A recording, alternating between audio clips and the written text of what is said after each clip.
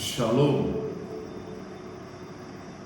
క్రీస్తు యేసు ప్రభుల వారి సమాధానము మీకు, మీ కుటుంబాలకు ఇప్పుడు ఎల్లప్పుడూ సదాకాలం కలుగునుగాక. ఆమేన్. దేవుని యొక్క వాక్యాన్ని చదువుకుందాం. 118వ కీర్తన మొదటి నుండి కొన్ని వచనాలు చదువుతాను, ఆలకించండి. యెహోవా దయాళుడు, ఆయన కృప నిరంతరము నిలుచును. ఆయనకు కృతజ్ఞతాస్తుతులు చెల్లించుడి. ఆయన కృప నిరంతరము నిలుచునని ఇశ్రాయేలు అందురుగాక. ఆయన కృప నిరంతరము నిలుచునని అహరోను వంశస్థులందురుగాక. ఆయన కృప నిరంతరము నిలుచునని యెహోవా యందు భయభక్తులు గలవారు అందురుగాక. ఇరుగునందుండి నేను యెహోవాకు మొర్ర పెట్టి తిని, విశాల స్థలమందు యెహోవా నాకు ఉత్తరం ఇచ్చాను. యెహోవా నా పక్షముననున్నాడు, నేను భయపడను. నరులు నాకేమి చేయగలరు? యెహోవా నా పక్షము వహించి నాకు సహకారి అయి ఉన్నాడు.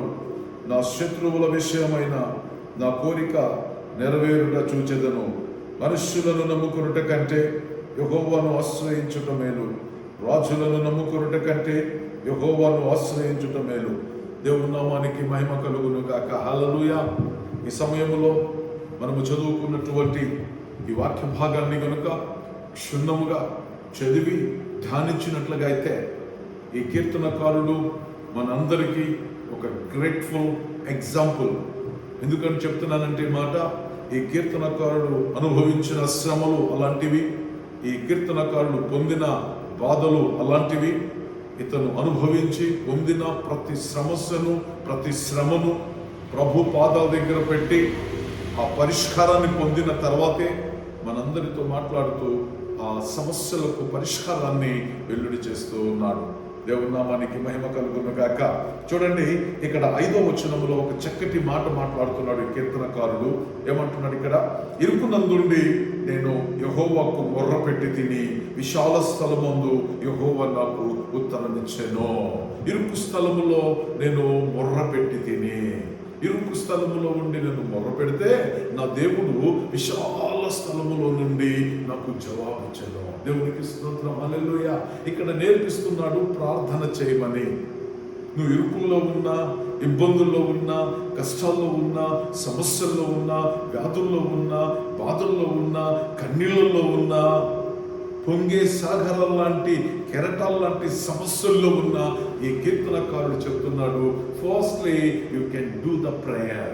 నువ్వు ప్రార్థన చేయి. నీ ప్రార్థనకు దేవుడు జవాబు ఇవ్వడానికి సిద్ధ మనస్సు గలవాడు. ప్రార్థన చేయకపోతే నీ సమస్యలకు పరిష్కారము కలగదు. ఎందుకంటే మనకి ఇబ్బందులు కలిగిన వెంటనే, సమస్య కలిగిన వెంటనే, వేదనలు కలిగిన వెంటనే మనము ముందు గుర్తుకొచ్చేది రాజులు, మనుష్యులు, గొప్పవారు, సహాయం చేసేవారు. వీరు మాత్రమే గుర్తుకొస్తారు. ఈ సమస్యను ఎవరు పరిష్కారం చేస్తారు అంటే ఎవరినెవరినో జ్ఞాపకం చేసుకుంటూ ఉంటాం మనం ఈ రోజుల్లో. ఎవరినెవరినో గుర్తు చేసుకుంటూ ఉంటాం ఈ రోజుల్లో. అందువల్ల కీర్తనకారుడు ఒక దృఢమైన మాట చెప్తున్నాడు ఇక్కడ. మనుషులను నమ్ముకొనుట కంటే యెహోవాను ఆశ్రయించుట మేలు. రాజులను నమ్ముకొనుట కంటే యెహోవాను ఆశ్రయించుట మేలు. ఈ మాట నేర్చుకుంటున్నటువంటి ప్రియమిత్రమా, నీ జీవితంలో ఎవరిని చూసినా కూడా నీకు మేలు కలగదు. ఎవరి వైపు చేతులు చాపినా కూడా సహాయం కలగదు. ఎందుకంటే భూమిని, ఆకాశాన్ని సృజించిన యెహోవా వలననే నీకు సహాయం కలుగును. ఈ మాటల్లో స్పష్టముగా క్లియర్గా చెప్తున్నాడు. ఇక్కడ ఇంకొక చక్కటి మాట అంటాడు చూడండి. ఏమంటాడంటే ఇక్కడ, యెహోవా యందు భయభక్తులు గలవారు అందురుగాక. ఎవని? ఆయన కృప నిరంతరము నిలుచునని యెహోవా యందు భయభక్తులు గలవారు అందురుగాక. నువ్వు దేవుని యందు భయభక్తులు కలిగి ఉంటే నువ్వు ఇరుకుల్లో ఉండి చేసే ప్రార్థన దేవుడు ఆలకించి విశాల స్థలమందు నీకు జవాబిస్తాడు. ఈ మాటల్లో చాలా ఎగ్జాంపుల్స్ ఉన్నాయి. ఈ మాటల్లో చాలా లోతైన మర్మాలు దాగి ఉన్నాయి. దేవుడు మాట్లాడుతున్నాడు ఇక్కడ. అనేకులు కూడా ఈ రోజుల్లో భయంకరమైన ఇరుకుల్లో, ఇబ్బందుల్లో, విశాలత లేని స్థితిలో ఉన్నారు. దేవుని వాక్యం చెప్తుంది, యెహోవా యందు భయభక్తులు గల వారి జీవితంలో అనేకమైన ఆశీర్వాదాలు ఉంటాయి అని దేవుని వాక్యం చెప్తుంది. ఎవడైతే దేవుని యందు భయభక్తులు కలిగి వినయ విధేయతలు కలిగి జీవిస్తారో వాళ్ళ బ్రతుకుల్లో నూతన ఆశీర్వాదాలు కలుగుతాయని దేవుని నామానికి మహిమ కలుగును గాక. అందువల్ల 6వ వచనంలో అంటాడు ఇక్కడ, యెహోవా నా పక్షముననున్నాడు, నేను భయపడను.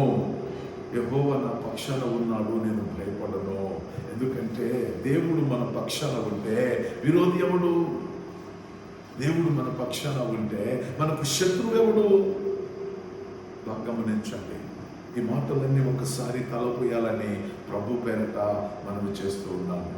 దేవుడి దినాన నీ కుటుంబంలో అనేకమైన అద్భుతాలు చేయబోతున్నాడు. ఇరుకుల్లో ఉన్నావా మిత్రమా? కష్టంలో ఉన్నావా?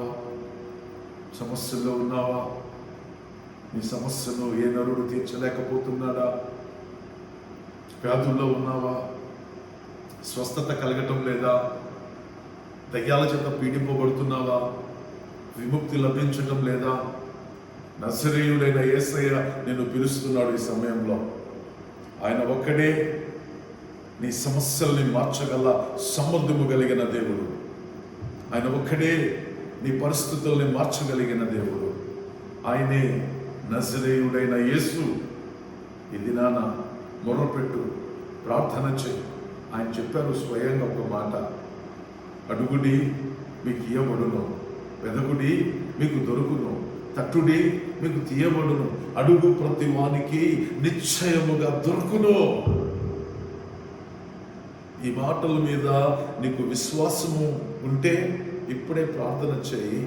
ఈ ప్రార్థనకు దేవుడు ఎంత చక్కటి జవాబు నీకు ఇవ్వబోతాడో చూడండి. దేవుడి మాటల్ని దీవించి ఆశీర్వదించునుగాక. ఆమేన్. మహాపరిశుద్ధుడా యేసయ్య, మీకు వందనాలు, స్తోత్రాలు. ఈ ఉదయకాల సమయంలో 118వ కీర్తనను మా ప్రియ మిత్రుల ముందర పెట్టి ఉన్నానయ్యా.